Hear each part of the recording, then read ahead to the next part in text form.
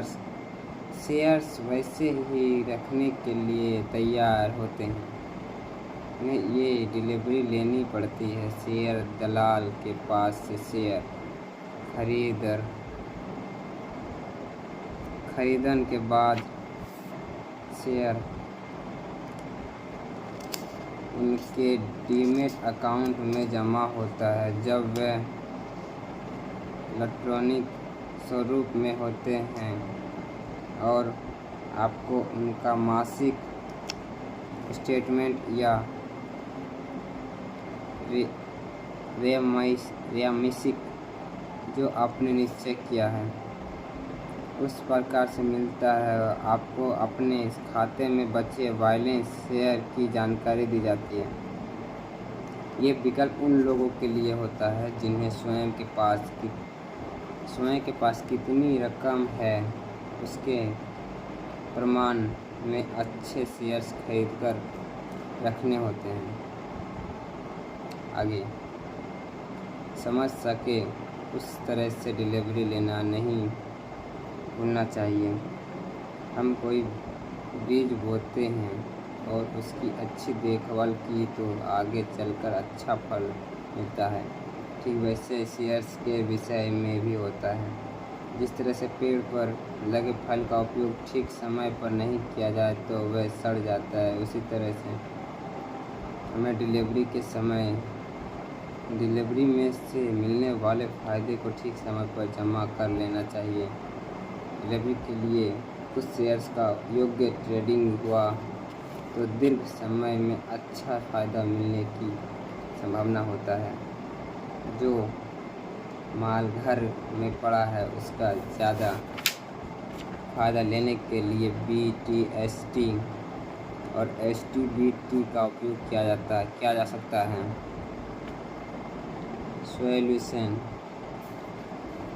Solution intraday या derivative position लेकर किया जाता है। इंट्राडे ट्रेडिंग में किसी भी दिन शेयर्स की लेन देन करके फ़ायदा या नुकसान बुक किया जाता है, उसमें डिलीवरी नहीं ली जाती है। इसका मुख्य हेतु दैनिक उतार चढ़ाव का फ़ायदा लेना होता है और ये कालावधि एक दिन के लिए ही सीमित हो तो उसे इंट्राडे कहा जाता है।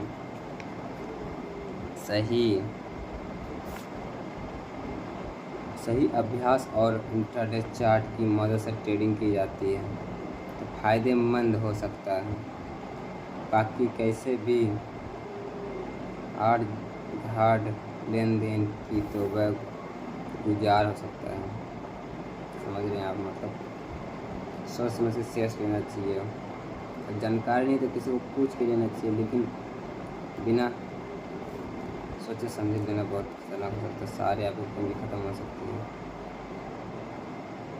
इस बात का ध्यान रखें। इंट्राडे ट्रेडिंग में फ़ायदा या नुकसान बाजार बंद होने से पहले ही बुक किया जाता है। नुकसान और बुक किया जाता है। नुकसान हो तो उस दिन से बचने के लिए गिनती बिना डिलीवरी लेनी भी भूल नहीं करनी चाहिए। इस गलती के विषय में आगे विस्तार से चर्चा की है। इंट्राडे नुकसान से बचने के लिए गिनती से डिलीवरी कभी भी नहीं लेनी चाहिए, पर दुर्भाग्य ये है कि ज़्यादातर लोग नुकसान होने पर उससे बचा जा सके इस विचार में डिलीवरी लेते हैं, जो किसी भी हालत में फ़ायदेमंद नहीं है। अपने पास के शेयर्स वैसे ही जमा रखना शक्य न हो तो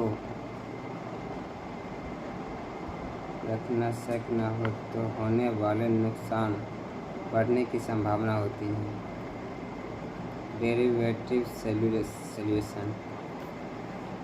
डेरिवेटिव एक ऐसा आर्थिक साधन है जो विविध आर्थिक साधन जैसे कि इंडिकेटर, इंडेक्स, कोमोडिटी,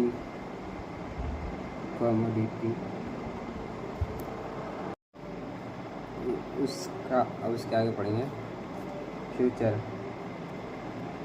फ्यूचर का ट्रेडिंग दो पक्षों के बीच के समझौते से होता है। वह जो भी माल भविष्य के किसी एक निश्चित समय एक निश्चित भाव से खरीदा जाता है। फ्यूचर का कॉन्ट्रैक्ट विशिष्ट प्रकार के फॉरवर्ड कॉन्ट्रैक्ट होता है, जिसमें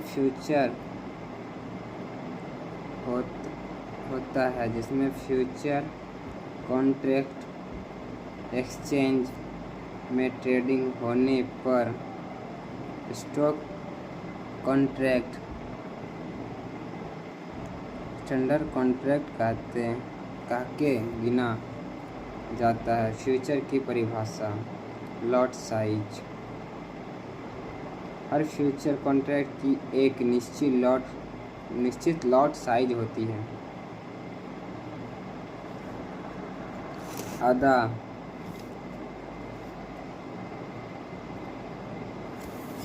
खुदा रिलायंस की लॉट साइज फिलहाल 300 है। इसका अर्थ ये होता है कि आप रिलायंस का एक लॉट लेते हैं तो उसके रिलायंस के 300 शेयर्स खरीद लिए। ऐसा होता है किसी भी समय 3 महीनों के कॉन्ट्रैक्ट ट्रेडिंग के लिए उपलब्ध होते हैं।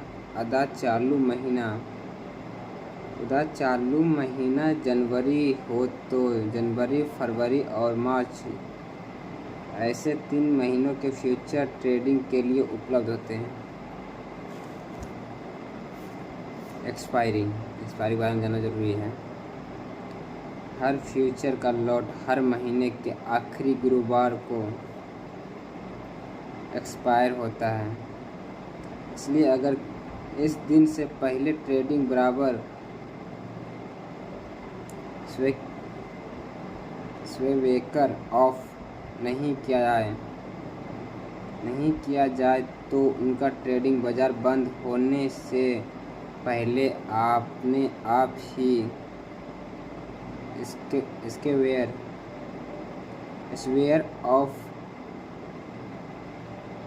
सॉफ्टवेयर ऑफ होता है। सॉफ्टवेयर ऑफ हो जाता है।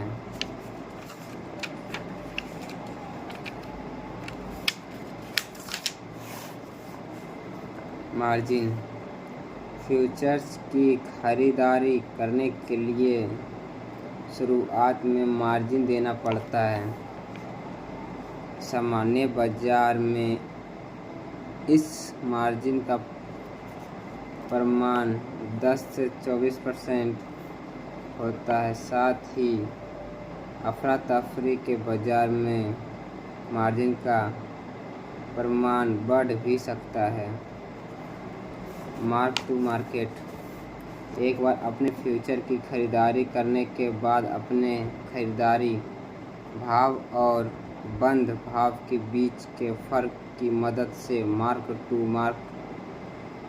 टू मार्केट की गिनती की जाती है। ये फ़र्क सकारात्मक हुआ तो वह आपके खाते में जमा हो जाता है। अगर वह फ़र्क नकारात्मक हुआ तो उन फ़र्क की रकम आपको दूसरे दिन भरनी पड़ती है। पोजीशन। सॉफ्टवेयर ऑफ होने के बाद अगर आपके खरीदी और बंद भाव के बीच का फ़र्क सकारात्मक हुआ तो आपको मार्जिन और फ़ायदे की रकम मिलती है। पर ये फ़र्क नकारात्मक हुई तो आप समय के अनुसार मार्क टू मार्केट की रकम की पूर्ति की हो तो आपको सिर्फ मार्जिन बाद में मिलता है। मार्जिन वो भी बाद में मिलता है लेकिन बाद में मिलता है मार्जिन। अगर आप मार्क टू मार्केट की पूर्ति करने में असफल हुए तो आपके नुकसान की रकम आपके मार्जिन की रकम में से ली जाती है और बाकी की रकम आपको दी जाती है। फ्यूचर कॉन्ट्रैक्ट, फ्यूचर मतलब फ्यूचर कॉन्ट्रैक्ट आजकल ज़्यादातर शेयर्स, कमोडिटी और इंडेक्स में फ्यूचर का ट्रेडिंग किया जाता है। फ्यूचर प्रीमियम भी होता है, फ्यूचर डिस्काउंट होता है, फ्यूचर कॉन्ट्रैक्ट। तो चलिए फ्यूचर प्रीमियम देख लेते हैं। फ्यूचर स्टॉक भाव के फ्यूचर स्टॉक भाव के ऊपर हो तो फ्यूचर प्रीमियम में ऐसा कहा जाता है। फ्यूचर डिस्काउंट में फ्यूचर स्पॉट भाव के नीचे हो तो वह डिस्काउंट में है, ऐसा कहा जाता है। तेजी के समय ज़्यादातर फ्यूचर प्रीमियम में हो सकते हैं और मंदी के समय में वह स्पॉट भाव के डिस्काउंट में होता है। तो इसके अगले वीडियो में बताएंगे फ्यूचर में ट्रेडिंग कब करें। तो अच्छी टॉपिक है, आप लोग ध्यान से वीडियो देखिएगा, मज़ा आएगा, समझिए सुनिए थोड़ा सा कुछ। तो बाय बाय, मिलते हैं अगले वीडियो में।